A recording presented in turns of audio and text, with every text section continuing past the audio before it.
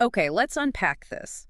You've brought us something truly extraordinary today, this book, Don't Try This at Home, by Hunter S. Fulghum.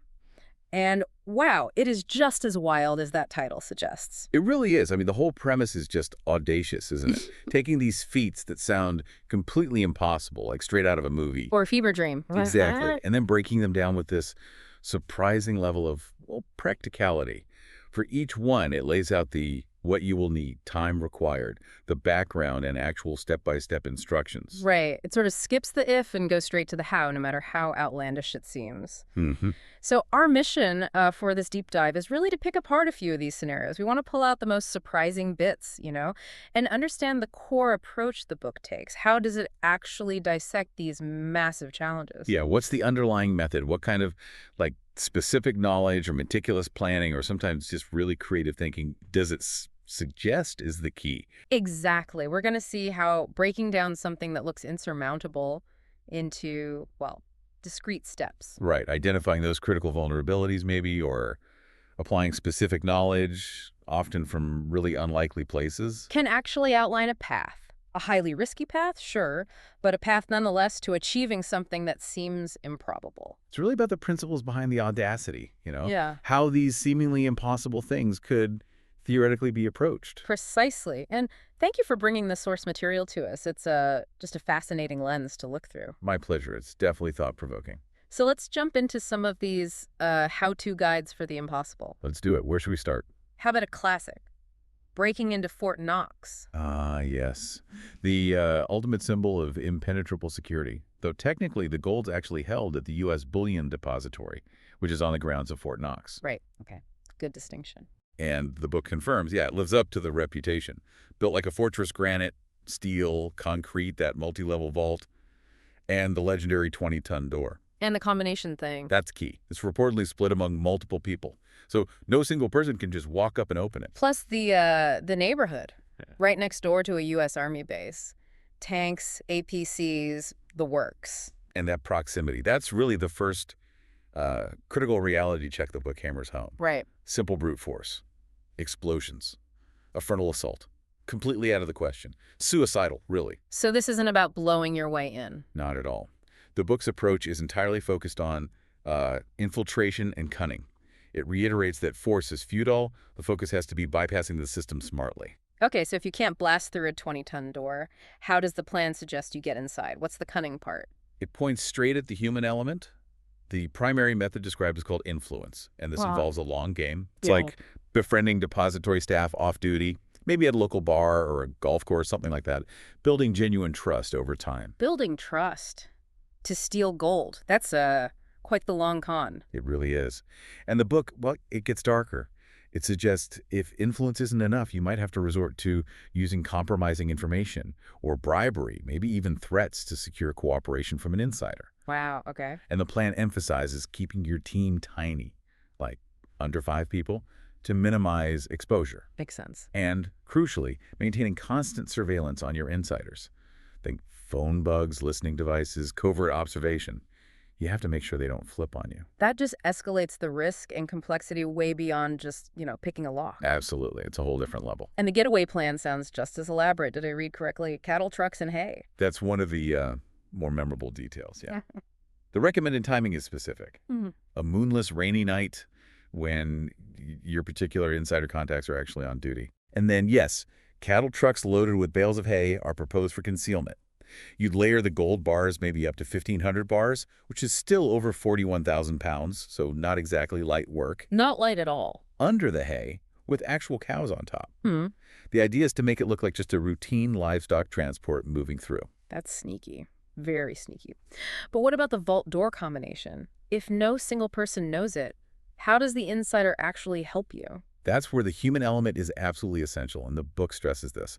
You need those insiders present at the vault door to get it open. Ah, okay. They don't just give you a code. Exactly. The system requires multiple people to perform their specific parts of the opening procedure. So you either have their willing cooperation, or you somehow compel them to do it right then and there. Wow. So the key idea here, the core principle, isn't about defeating the physical defenses with force at all.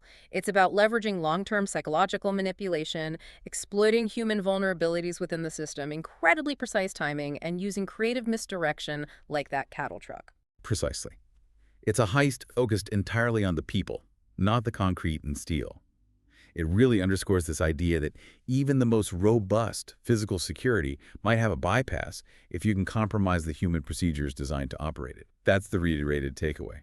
Human systems are the target. Okay, from stealing something incredibly valuable to moving something monumentally large, how about towing an iceberg to a drought-stricken nation? This feels less criminal, maybe, but equally, if not more, impossible sounding. It's certainly a different scale of challenge. Mm-hmm. The basic problem, as the book lays out, is that icebergs melt, and they melt much, much faster once they leave the cold polar waters and hit warmer seas. Right. So the goal isn't just the spectacle of moving this massive thing, it's actually capturing that meltwater as it happens. And the book makes it really clear this is a colossal engineering and logistical undertaking. Requires specialized gear, huge teams, across vast distances. Absolutely. The list of what you will need is extensive. Things like a mobile ice tow system. Think of that as like specialized rigging designed just for towing unstable ice. Okay. Remotely operated vehicles, ROVs, basically underwater drones. You need thousands of square feet of tough, waterproof plastic sheeting, multiple powerful ocean-going tugboats that the book specifies 6. 6 tugboats. Yeah, tens of thousands of feet of specialized tow lines, a whole technical crew including ROV pilots, divers, equipment to drain and test the water, and even waterproof explosives, which probably need special permits. Explosives again! For an iceberg! What for? The book mentions they might be needed for certain preparation tasks on the ice itself, maybe shaping tow points, though it's a bit vague. But more importantly, the process involves finding the right kind of iceberg first. Right, not just any iceberg. Ideally in an area like the Weddell Sea, where the currents can actually help you on your journey, save fuel. Then you set multiple tow points, probably more than you think you need, positioned strategically at like a 90-degree angle for stability. And capturing the water. How does that massive plastic sheet work? That sounds tricky. That's the core engineering solution for the meltwater problem. The book describes wrapping the bottom of the iceberg with that huge sheet. The bottom. Yeah, creating a kind of collection basin or cup underneath it.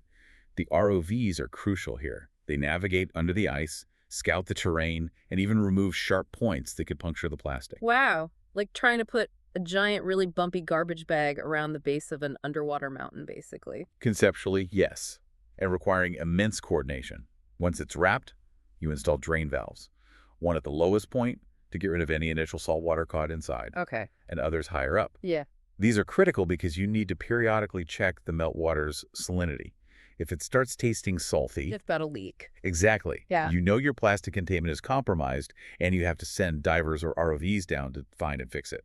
That salinity check, such a specific, practical detail and such a massive plan, how do you actually move this thing across potentially thousands of miles of ocean? Well, with sheer power and really smart navigation, the book suggests a configuration of 4 tugboats pulling from the front and 2 pushing from the back for better control. Okay. And you absolutely have to rely on major ocean currents, like using the Antarctic circumpolar current to get you started, then maybe catching the South Equatorial current.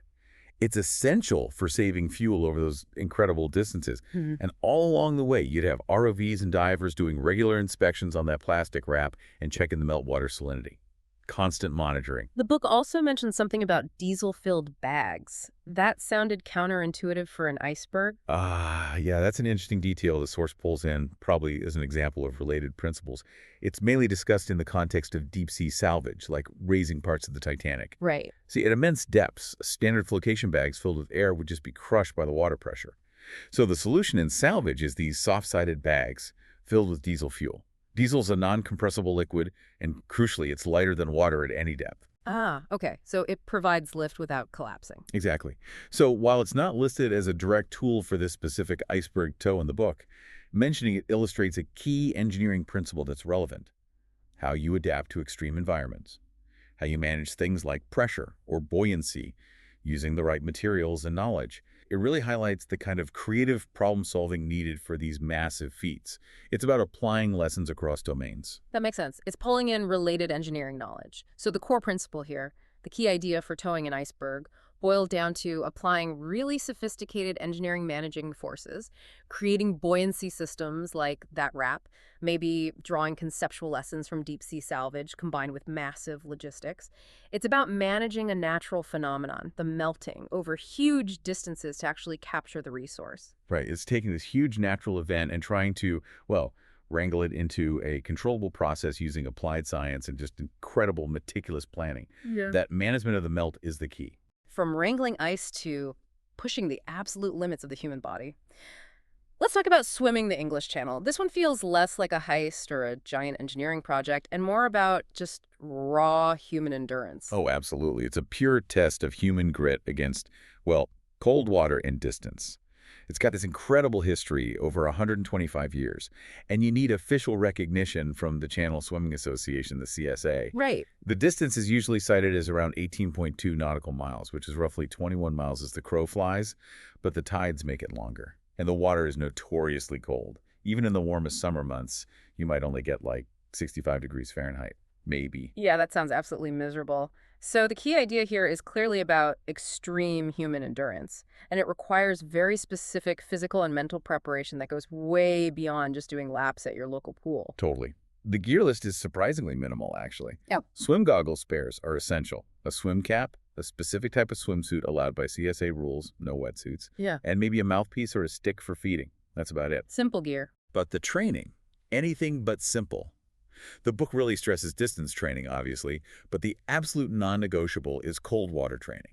Right. Not just swimming far, but swimming far in the cold. Exactly. Yeah. Training in warm water is actually detrimental. You have to acclimate your body to the shock and the sustained cold you'll face in the channel. It's about physiological adaptation. So training in the actual conditions is paramount. Makes sense. And the physical preparation also involves strategically gaining a bit of body fat, maybe 8 to 10 pounds. Really? Gaining weight. Yeah, it's not just weight, it's functional. It acts as an energy reserve, it provides some buoyancy, and crucially, it helps with heat retention in that frigid water. The book even suggests training on an empty stomach sometimes to teach your body how to efficiently tap into those fat reserves for fuel. Nasty, but sounds practical. What happens on the day of the swim itself? Okay, so before you even dip a toe in, you lube up. Apply a generous layer of grease lanolin mixed with petroleum jelly is common. Grease. Why? Multiple reasons. It provides some insulation, protects your skin from saltwater irritation and chafing, maybe helps prevent excess fluid loss to the skin, and offers a tiny bit of defense against jellyfish stings. Okay, multi-purpose grease. Got it. You also attach a glow stick, especially if you might be swimming into the night or in poor visibility. Helps your support boat keep track of you. The support boat is obviously key for safety, right? Absolutely critical. They monitor your progress, navigation, but most importantly, your condition. The book details the signs of hypothermia, like blue lips or extremities, dizziness, confusion. Scary stuff. Definitely. And if you experience those, the instruction is crystal clear. Signal the boat immediately and get out. Pushing through potentially fatal hypothermia isn't brave, it's foolish. Survival is a priority. And the feeding rules are kind of legendary for being super strict. Oh yeah. You need to fuel and hydrate constantly, partly for energy but also for warmth. But, and this is the big one, you must be fed via a pole or a line extended from the boat. You are never allowed to touch the boat or anyone in the boat. Yeah. If you do, even accidentally, your swim is immediately disqualified by the CSA observer on board. Wow, that rule really isolates the swimmer, makes it purely an individual effort against the elements. And the finish, how does that work? You have to get completely out of the water and onto dry land, above the high water mark on the French coast, under your own power. So no helping hand out of the water. Nope. Whether that's walking strong, staggering, or even crawling, it has to be you making it onto dry ground unaided. And apparently, you should have your passport ready. French officials might be there to greet you, or at least check your papers. Huh. Passport control after swimming 21 plus miles.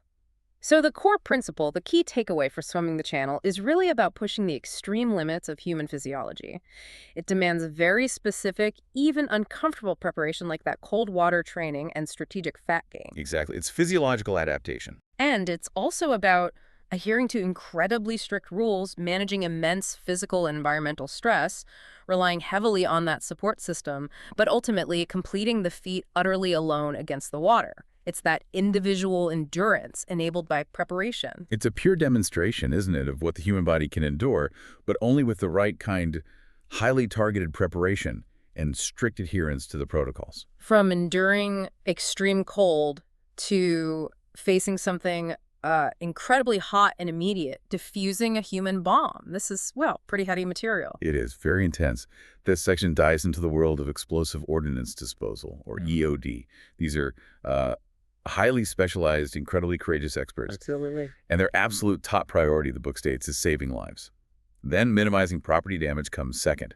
It touches on various tools EOD techs use, like disruptor cannons to disable devices from afar, or building bunkers with sandbags, maybe using a countercharge. But physically handling the device, that's the least preferred option because the risk is just immense. I can only imagine. The book immediately establishes this as a situation of extreme danger, extreme stress. It demands intense caution, precise steps, highly specialized knowledge, constant risk assessment. And it's often complicated by the human factor, right? The bomber themselves, or maybe a hostage. Exactly.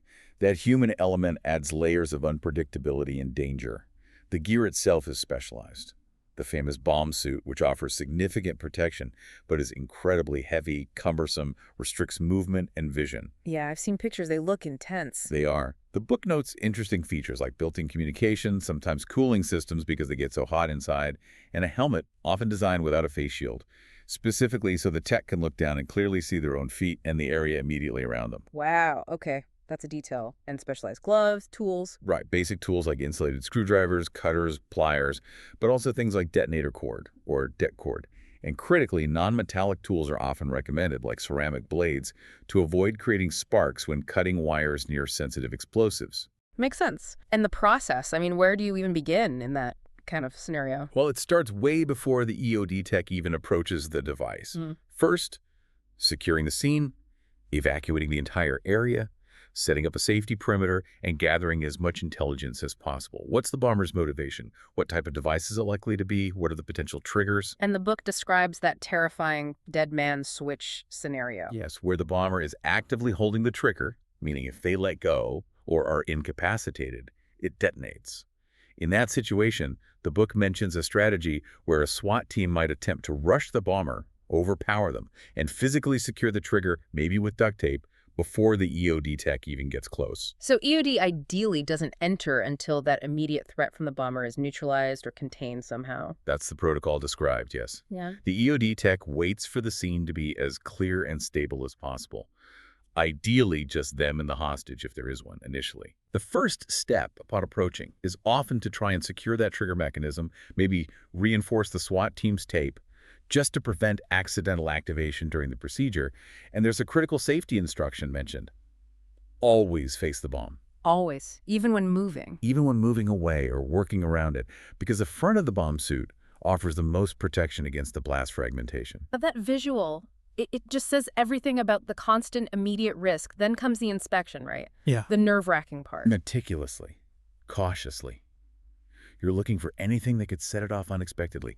Booby traps, anti-tamper devices, timers, tripwires. You're listening intently for any sounds, like ticking, examining every component for anomalies.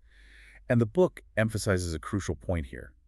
What it appears to be and what it actually is are not always the same. Devices are often designed deliberately to mislead. So you can't trust what you see initially. Definitely not. You have to assume there are hidden dangers. And the actual disarming. How do they approach the heart of the problem, interrupting the detonation sequence? With extreme care, precision, and specialized knowledge. Using non-metallic tools is preferred where possible, again to avoid sparks. You meticulously trace the wires, usually trying to identify the power source, like a battery. You need to understand the circuitry. Is it a simple loop? Or there are multiple redundant circuits, backup timers? It's complex. Very. The key is to interrupt the firing circuit safely.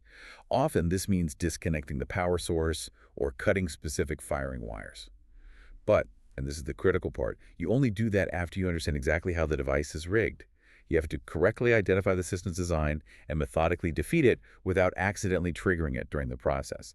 That's where the specialized EOD training and experience are absolutely everything. It's not just randomly cutting wires like in the movies. It's understanding the logic of the device's construction first. Exactly. It requires immense training to recognize common bomb-making techniques, different types of initiators, power sources, and crucially, to spot those hidden countermeasures or booby traps. And assuming success, what happens after it's disabled? Post-defusal, the priority is safely removing the device.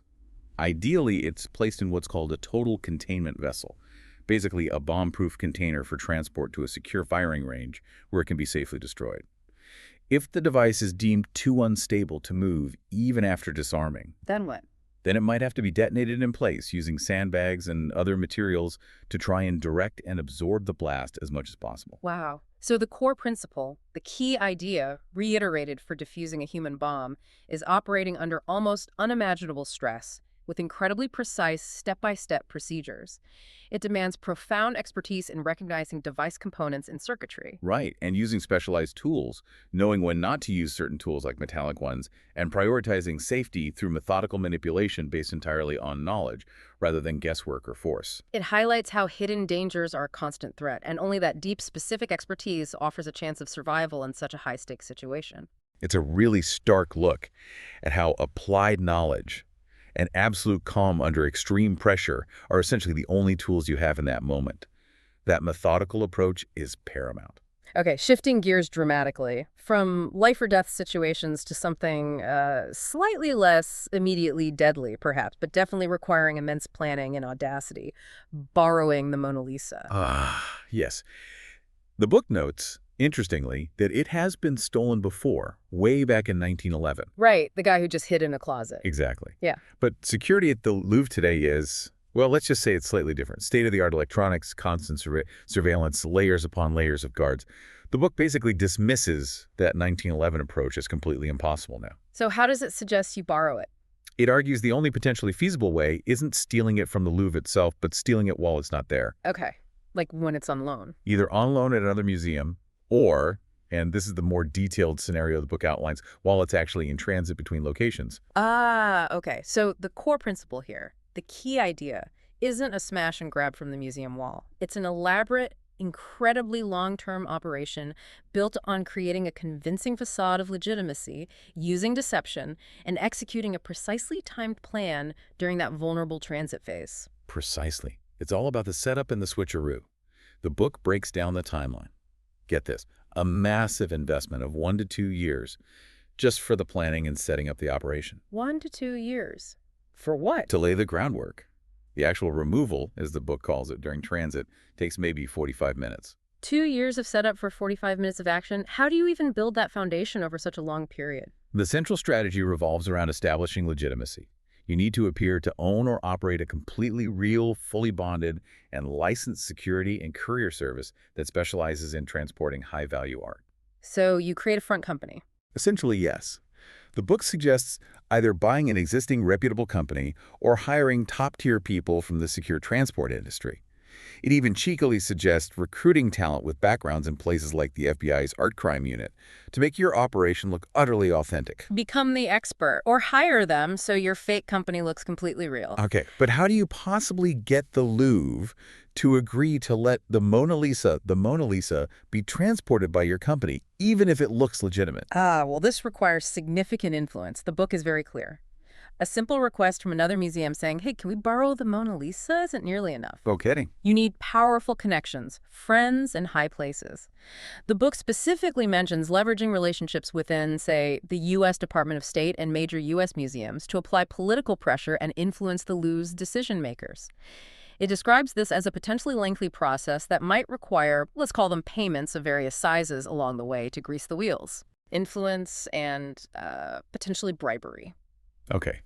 Getting this painting out of the Louvre sounds almost as complex as getting into Fort Knox, just using completely different tools, influence, instead of infiltration. It's a similar level of complexity, yes, just focused on manipulating systems and people rather than physical barriers. Okay, so let's say you've done it. You've established your legitimate-looking firm, pulled all the political strings, maybe made some payments, and somehow the Mona Lisa is scheduled to be transported by your company.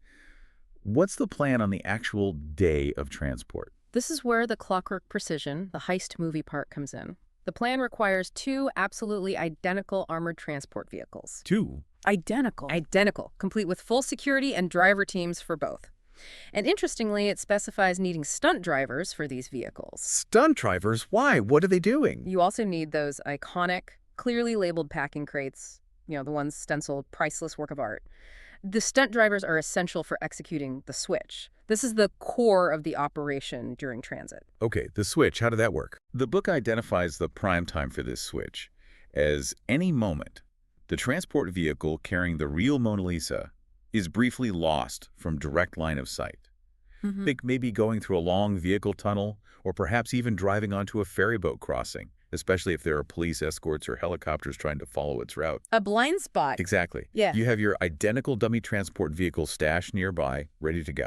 And the switch itself, how do they pull that off? Okay, so when the real transport carrying the Mona Lisa and the identical dummy vehicle are momentarily out of sight, maybe in that tunnel or on the ferry, the stunt drivers might facilitate getting them very close together very quickly. The description involves rapidly stripping the identifying covers, decals, or labels from the dummy vehicle, and just as quickly transfer them onto the real vehicle that's actually carrying the painting. So you swap the identities. Precisely. The dummy vehicle, now looking exactly like the one carrying the priceless art, continues on the scheduled route towards the official destination, drawing all the attention and security. Meanwhile, the real transport, now appearing completely innocuous and unlabeled, peels off unnoticed to a prearranged secure location. The book suggests something like an abandoned industrial space. That's an incredible misdirection. It relies entirely on observers following the labeling and the expected vehicle, not the physical vehicle itself. That's brilliant in a criminal sort of way. It's pure deception based on manipulating perception and procedure. And after you've got the painting hidden away in your abandoned industrial space, what then? Well, the book runs through the potential endgame options. Returning it for a reward, which it notes is very risky because it involves making contact. Trying to sell it on the black market, deemed extremely risky due to the high profile and likelihood of blackmail or betrayal. Returning it anonymously is suggested, and the book even gives tips on how to do this while also offering, say, security recommendations to the Louvre to make yourself look like a concerned party. Cheeky. Or the final option, keeping it. But the book notes, with a touch of dry humor, that if you keep the Mona Lisa, you have a responsibility. You need to maintain a precise climate-controlled and humidity-controlled environment for the painting's preservation. And, charmingly, it suggests selecting appropriate furniture to complement it in its new secret home. Selecting furniture for your stolen Mona Lisa, that detail is just priceless. So the key idea, the core principle of this borrowing feat is absolutely not about force. It's about crafting this incredibly sophisticated facade of legitimacy. Right, the long setup. Leveraging high-level influence, meticulous long-term planning spanning years, and then executing a complex, perfectly timed misdirection strategy during a high-stakes transport. It's less burglary, more like high-level con artistry mixed with logistical engineering. It really is a masterclass, theoretically, in bypassing formidable physical security systems by manipulating perception, procedure, and human systems on a grand scale.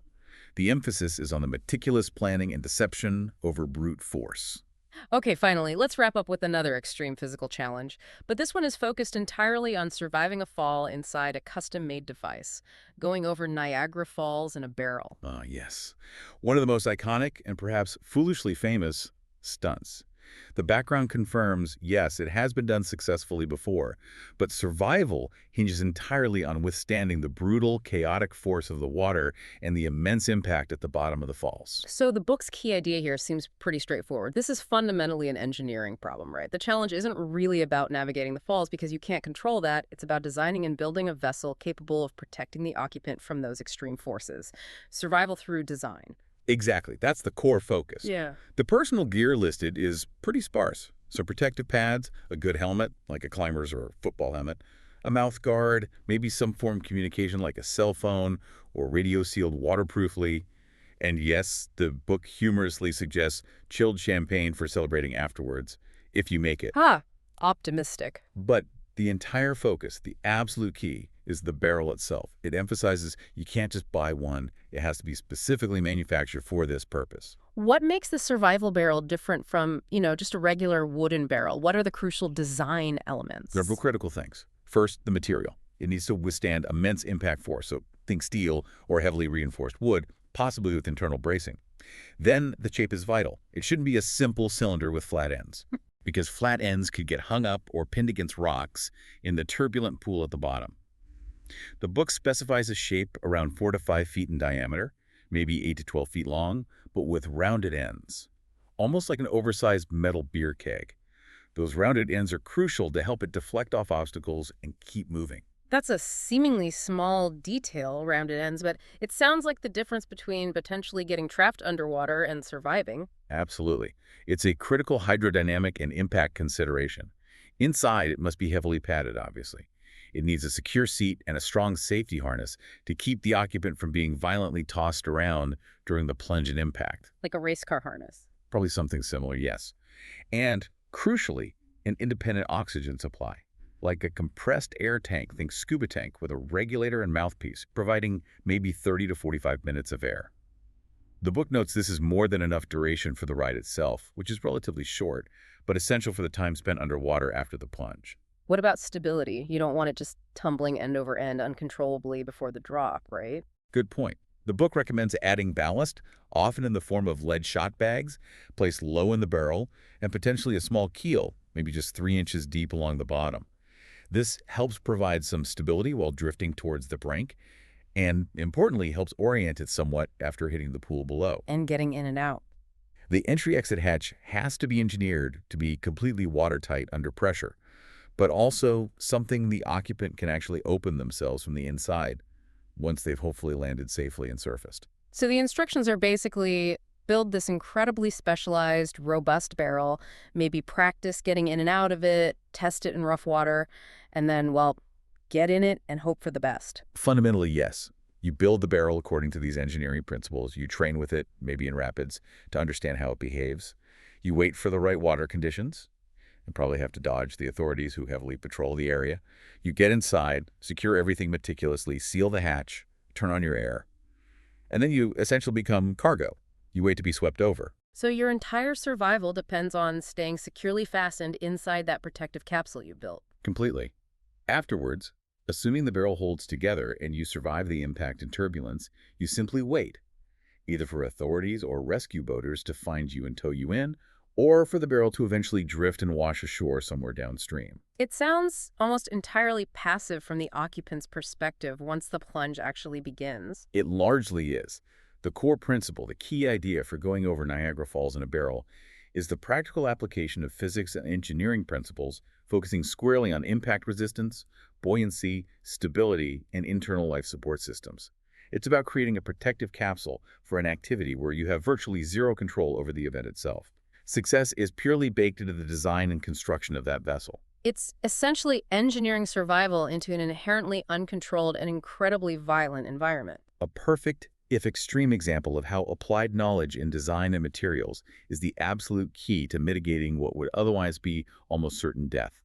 That engineering is the only control you have. Wow.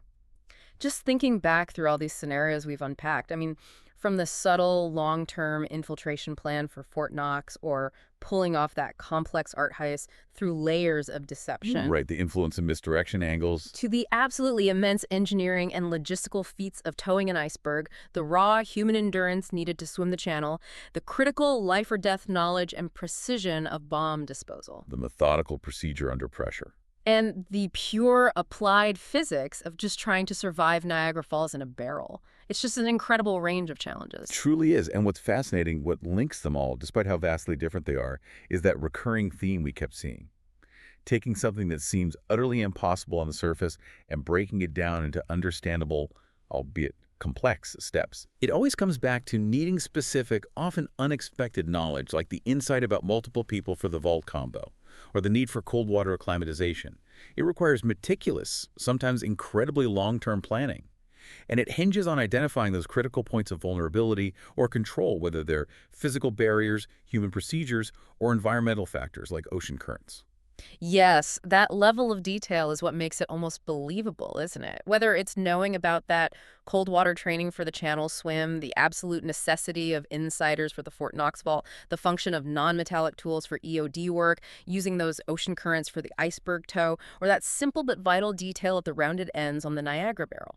Success, even just theoretical success on paper, lives in those specifics. These examples from the book really reiterate that key idea.